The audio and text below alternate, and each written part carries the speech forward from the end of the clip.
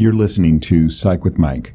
For more episodes or to connect with the show with comments, ideas, or to be a guest, go to www.psychwithmike.com. Follow the show on Twitter @PsychWithMike or like the Facebook page @PsychWithMike. Now, here's Psych with Mike. Welcome into the Psych with Mike Library. This is Dr. Michael Mahan, and I am here with Mr. Brett Newcomb. Hello. How you doing? I'm doing well. Good. Yeah. So, I am, I guess I would say trepidatious. You often are. Yeah. I feel more that way today.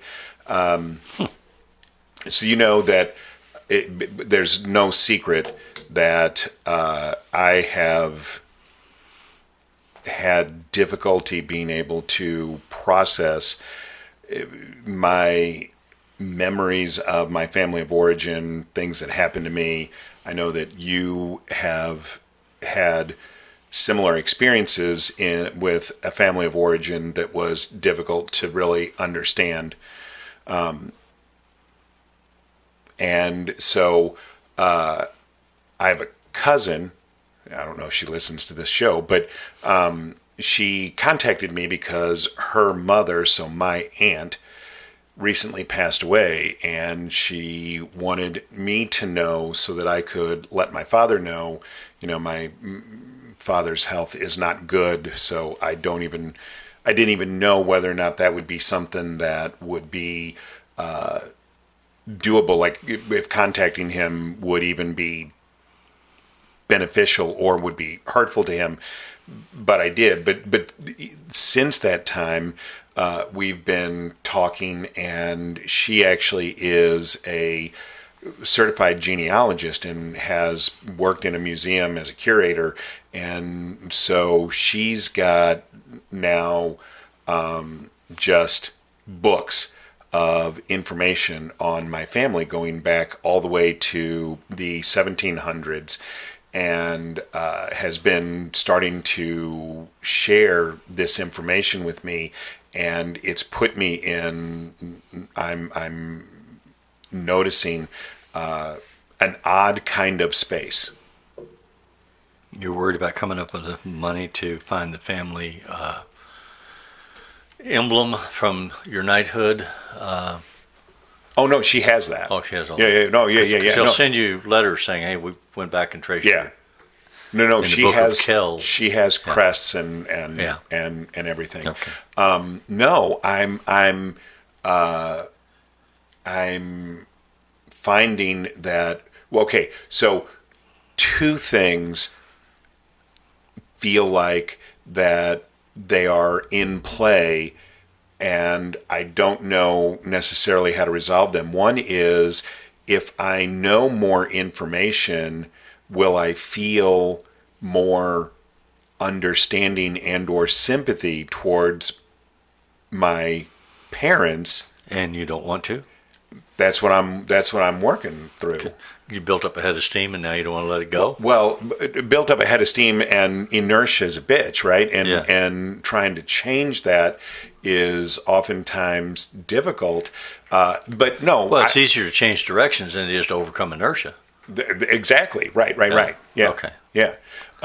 And no, I think I would want to do that. I would want to have a different understanding of my parents. But I don't know. I don't know how to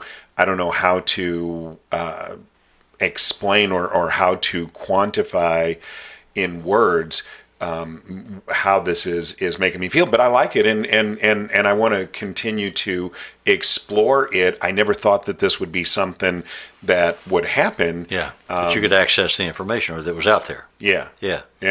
So now all of a sudden it's like, well, do you want to have information, or do you just want to hold on to your balanced structure that you've created? Right, because homeostasis is difficult to overcome, and so homeostasis is a better word than inertia. Yeah, and so that's, people would always prefer the pain of the known to the fear of the unknown. Absolutely. That's just the human condition. Yeah. And so I'm finding myself in that situation. If I'm going to now at 57 have to restructure my entire understanding of my family of origin. In terms of knowledge, in terms of compassion, in terms of emotional receptivity, what's the hesitation? Do you know? Well, all of those things. And so what happened, one of the big events, or one of the things that is true in my family is my dad, when I was born, was missing his right leg. And obviously there's a reason why he was missing his right leg. He wasn't born that way. Okay. And so what I had always heard was that there was an accident and my father's leg was unfortunately a part of this accident, but I didn't really know anything about it. I mean, and so we were talking, my cousin and I, about things, and I had mentioned this about my father. Obviously, she had taken that as something that was important in my life. I didn't actually probably realize how important it was until she responded to me, but she ended up, telling me this whole story of how my dad lost his leg. And then just moments ago, she sent me a picture, the only existing picture that she is aware of in the universe, of my dad as a young man right after he got out of the hospital from losing his leg. And, I'm finding that this is causing me to have my experience of my father was as a very cold, or at least uncaring alcoholic individual who is much more directed towards satisfying his own need to be intoxicated for the extent of his life than he was being a dad. And then I'm looking at this information, and now all of a sudden I'm saying, oh, you know what? Maybe there's a backstory for why that was true. Right. Okay. But if that's, so let's assume that there is this backstory. Let's assume that it's a backstory where people would say, oh, now I have some sympathy. It doesn't justify, does it minimize my experience of not having a loving, caring primary caregiver? And should it nullify that? And so then I was looking up some information that I'd sent to you about the benefits of knowing your family history. And so now I've kind of got all this jumbled up in my head, and I'm trying to make heads or tails out of it. Yeah. Well, I think many of us have those concerns about our family histories. Families are fascinating things.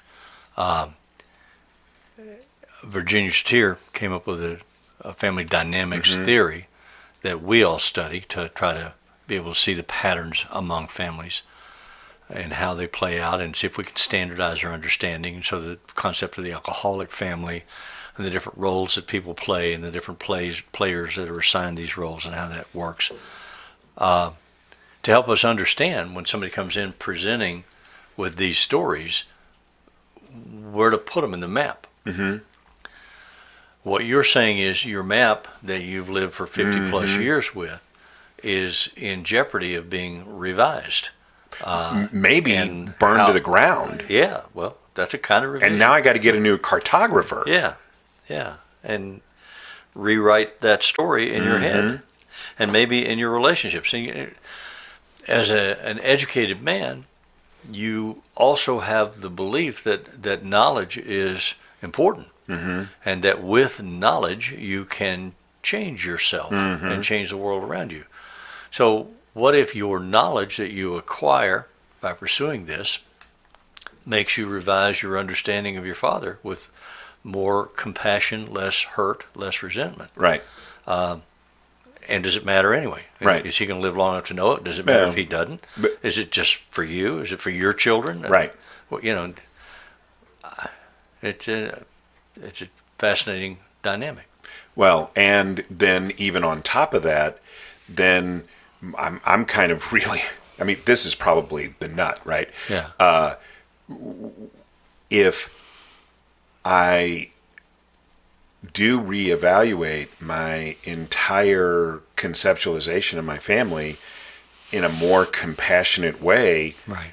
then I kind of feel bad that I didn't do that sooner, even without this information. You can't do it until you can do it. That's one of the things you teach people in therapy. Well, But I would say there's another possibility that you still aren't considering. Yeah. And that is that you might use this information or this understanding to cut yourself a little more slack. Oh, now in terms of mistakes that you've made or that you feel were mistakes and issues and driving forces all right, that lost their energy. Are you trying to make me cry? Because I'm fitting to cry. I'm trying right here on this camera or on this. I'm trying to do what we do in therapy, which is reflective listening. Although you're not a client and I'm not your therapist. No. We don't have to go there. No, I'm totally on board. But so I don't know if this ever happened to you, but towards the second half of my career, I had a string of clients who showed up because they had done one of these DNA tests. And one of the things that has like now 23andMe kind of thing. Yeah. Or Ancestry.com now has their own DNA test. And now one of the things that has come out of that is what's called unexpected parental. So I can't even remember, but it's like now a diagnosis, basically where you do your DNA test and you find out that one of the parents, and obviously usually it's your father, that you thought was your parent wasn't your parent. Yeah. And now you have to do exactly what we're talking about, which is burn, the family roadmap to the ground and rewrite your entire understanding of your family history from the ground up. And yet, okay, so then what I am wondering, my first question out of all this is it good to understand your family history no matter what? Because one of the things now that I've seen in like the Wall Street Journal and on CNN and stuff are these articles that say, if you go back and you track your family history, what if you find out that your family owned slaves, but you're a real left-leaning liberal? How do you resolve that? Do you acknowledge that? Do you accept that as a part of your identity? So I think that this idea of understanding our ancestry has all kinds of different iterations where it can impact our understanding of our families and subsequently ourselves. But is that a good thing no matter what the outcome or not? What would you say? I think it's an exercise in emotional masturbation. Why is that? If I go back in history and find out that 150 years ago my ancestors were Baptist, is that going to affect me today? If suddenly Baptists are not acceptable in American culture, societies change, acceptable behaviors change, knowledge and information changes, but I can't change my ancestry. Yeah. So if you're talking about feeling white guilt because my great-great-grandfather owned a slave, I'm not there. If you're talking about feeling some compassion or understanding for the way that the system has defrauded blacks whose ancestors were slaves, I got that. I'm with you on that. The system has worked aggressively to limit their capacity to grow economic wealth and to have freedom and the freedom of choice that I have, that I was born having, that I didn't have to climb that mountain that they have to climb. I have all kinds of compassion about that. But personally, to feel some sense of fiduciary responsibility to go find a distant great-grandchild black cousin and say, here's $50,000 because, it is the wealth from your great-grandfather that my great-grandfather, you can't do that. Mm-hmm. You can't do that in the individual case. I can increase my sensitivity. I can increase my understanding and compassion. I can look at the system in which we live and try to make adjustments to the system that are more fair. But personally, to carry some angst, no, I'm not there. Okay, let's go to our break, and when we come back on the other side, I got a question. All right. Hey, Brett, if you were going to tell somebody to check out something on the internet to help them with their mental health, what would you tell them? I'd tell them to listen to Psych with Mike. Why would you tell them that? Because it's probably one of the most easily listenable experiences you can have that will give you information that's useful for a whole spectrum of concerns that people have. I agree, and I have actually been told that by at least a dozen people, several of whom were not married to me, and some of them didn't even know me. That's amazing. That is amazing. When we get that kind of feedback from people, it is so incredibly humbling and overwhelming for me. It is for both of us. Yeah. So we really appreciate it, and as always, if it's Friday, it's Psych with Mike.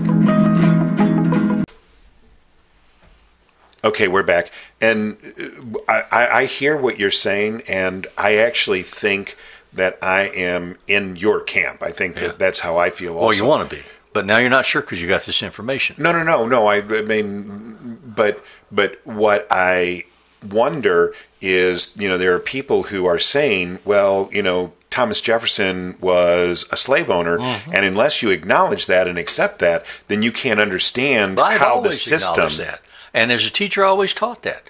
These people that we hold up as giants of our history had feet of clay, every one of them. Gotcha. They were human beings with failings. What's magnificent about them, Thomas Jefferson, Benjamin Franklin, George Washington, is what they accomplished and did in spite of their humanity and their failings.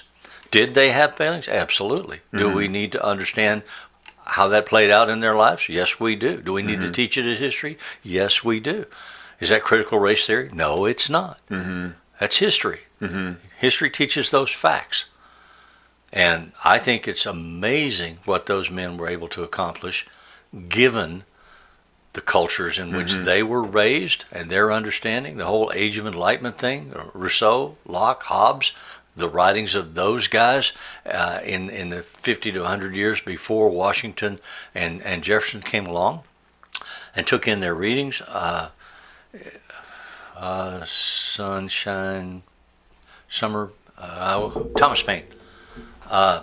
Thomas Paine's writings, those things are fundamentally mind-blowing if you see them as human beings with failings. One was a drunk, one was a slave owner, one cheated in poker, but they still went out and did these things. I see the world differently that way. And I guess what I would wonder, and I wonder if this is what people who say, you got to be, who really hammer this idea of Thomas Jefferson was a slave owner. And he was a mean one. Yeah. His slaves were whipped more than many plantation owners. Whipped them and sexually abused and all manner of whatnot. But then if Thomas Jefferson can write the words, we hold these truths to be self-evident, all men are created equal. But his definition of men was different. I was going to say, how can you write those words and then treat people like that? And they didn't count women. Right. They couldn't vote. They couldn't own property. And it was only land-owning men, so you weren't a man if you didn't own land. Right. I mean, how does that you didn't have constitute? Value. Yeah, if you didn't. So, but you take the document and you read it with your eyes. You read it with your cultural understanding. Says something different.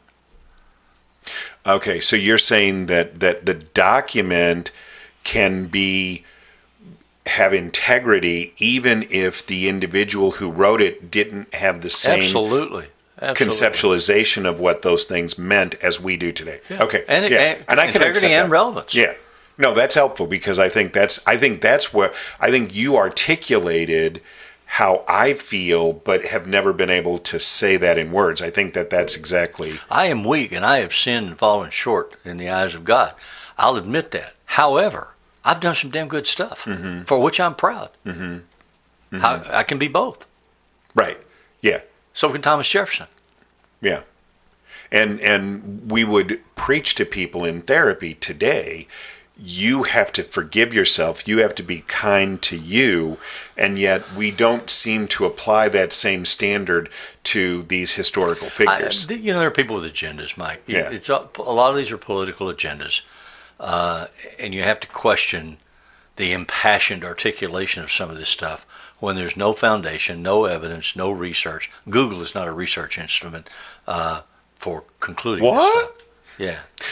So I take a lot of that with a grain of salt and try to ignore as much of it as possible. Yeah. But I do propose, do the research, read the documents, make sure you understand what they say, then formulate your own opinion. And if anybody out there is questioning what you just said, Google's not a research instrument. I've done a tremendous amount of you probably went on Google Scholar research into how we access information for my teaching. And if you don't understand why Google's not a research instrument, you can contact me and I get frustrated personally, a little aside. Yeah. I get frustrated when I see all these things on Facebook. They'll show a map of American Indian Territorial tribal territories. And they say, why isn't this taught in school? Well, I taught high school for 20 years. I taught it. It was in the textbook that I used, and it was in my class discussions and my lessons. How come the students I had don't remember it? Well, right. You know, and that it was taught. Because I had a couple of them post, why wasn't this taught? I taught it. Where were you? Well, and I also think that school curricula are usually reflections of the political nature of the people who are running the school districts, right? It's a tough time to be a social studies teacher. Yeah. As my son knows, because he is one. He is one. Yeah. So, coming back though to this question that I'm sitting with, this idea of, is there benefit in knowing the history, even if the ancestry is difficult? Do you believe that there's benefit? Like, I believe there can be. Okay. I believe it can satisfy open-ended questions that you have about yourself and how did I get to be me, and how am I a reflection of or related to others who are similar to me. I just in the last month met up with a half-brother of mine who's now in his 60s that I haven't seen since he was 11. And we spent the weekend together and had interesting conversations about what he remembers from his childhood family and what I remember from mine. And we cross-fed information back and forth. But that was all in the background.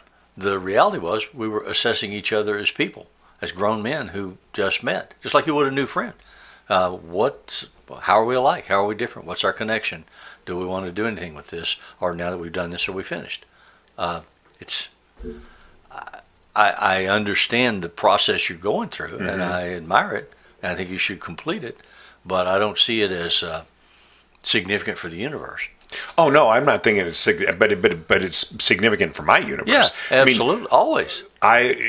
She sent me now about a half dozen photographs. Most of them, my father and her mother, but one was my great grandfather in his World War I uniform. Yeah, and it's a nice little memento. Yeah, well, I mean, it hit me more like a slap in the face. I mean, and not in a negative way, but because he was in that army, you thought he was in a different one. I didn't know who my great grandfather was. Yeah. Well, it's a classic alcoholic family issue. Yeah, going back to Virginia Satir, we weren't told about cousins and uncles and aunts and their histories and parents and grandparents. You just don't do that. You don't talk about anything outside the immediate nuclear family that you live in, and you don't talk about that anywhere else. And maybe that's an excellent point. Maybe that's really what I'm struggling with. You're doing something wrong. Well, wrong or... So it's like somebody coming into a dark room and turning on the light and handing you a device that has the internet on it, it's like trying to drink, water out of a fire hose. It's just a tremendous amount of information that feels overwhelming. Yeah. But so the article, because we never get that information. You're right. In those alcoholic families, they never. I didn't know who my grandparents were, or why your father lost his leg. Right. Yeah. And so, I mean, it's just. So the article that you sent, yeah. from something called selecthealth.org, The Benefits of Knowing Your Ancestry, says there are 5 sort of domain categories of benefit. And we've talked about several of them, but yeah. I thought it would be worthwhile to run through them. Okay. One is it gives you a sense of identity. Oh, I didn't realize, there's some commercials where the guy thinks he's German and turns out he's Swiss. Yeah. That kind of thing. 2, it makes you more resilient because you come to an understanding of the struggles and the histories of people that maybe you didn't know about or maybe didn't know enough about, but who you made judgments about. Right. Yeah, my uncle was an idiot. He lived on a farm in Illinois, and he had this and that and the other, and he didn't do. And now you have some history that says, well, look at what he did do. Look at what he accomplished. It helps you connect with others. So now you at least are more connected to this cousin, and you're exchanging information, conversations, and stuff. She wasn't even a real person in your life before she reached out to you. And it helps you make good health choices. That's one of the major benefits of having ancestral information. You have a better sense of what is your biological history, what diseases might you be more susceptible to, and are those exacerbated by exposure to drugs and alcohol in ways that would be more negative than you would like. Right. So there's information that's useful there that way. So the bottom line, just to kind of bottom line the whole thing, would you say it's good to, like, if you want to go out and do the hard work, okay, yes. If you don't want to go out and do the hard work, then don't. But if somebody could just grant you the information, just drop it on you, and you didn't have to do a tremendous amount of legwork, do you believe it is beneficial 100% of the time, 75% of the time, 50% of the time? I can't make that judgment. To me, it depends on what use you make of it and how it impacts you. How relevant is it to my world today as a 74-year-old man to find out now my mother had an affair with a postman when I was 10 years old? Right. Well, and why would she have done that? And who was the postman? And what's his ancestry? How does that affect me now? What good is that? So it's really contextual. What it has to is be. The individual going to be? What are they going to do, or what are they going to be able to do with the information? Well, then what do you do with people that are adopted? Even from another culture, right? No, that would be my next logical question. Is what would you do in that situation? Because you might not be able to try, because you might not know what the biological ancestry of just the parents are. Yeah. So it's complex. Almost everything is. Yeah. All right. Well, I don't know if that helped anybody other than me, but it was helpful for me to have the conversation, and I'm sure it was useful for everybody else to listen to. So I appreciate that. As always, the music that is in Psych with Mike is written and performed by Mr. Benjamin DeClue. You can follow us on Twitter at Psych with Mike, on Facebook at Psych with Mike. Please, please, please check out my new website, michaelmahan.org. And as always, if it's Friday, it's Psych with Mike.